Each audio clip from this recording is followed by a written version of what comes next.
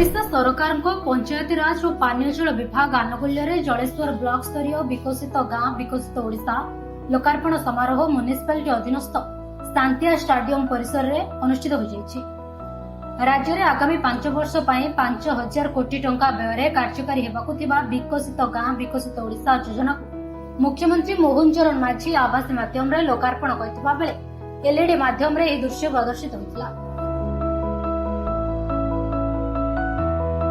Block सामाजिक सुरक्षा अधिकारिणी तथा भारप्राप्त जीपीओ सालिमा राउत एही लोकार्पण समारोह को परिचालना करथिबा बेले बीडीओ गौरांगचरण घोष प्रारंभिक सूचना प्रदान करथिले।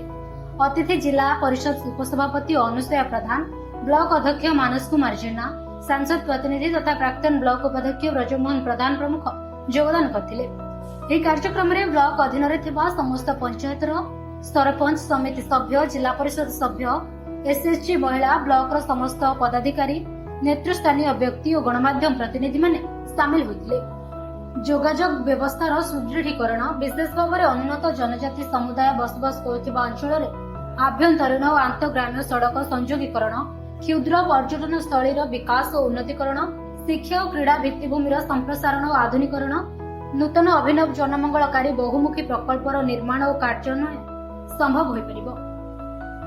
जलेश्वर कविता मानधाता रिपोर्ट, उत्कल खबर।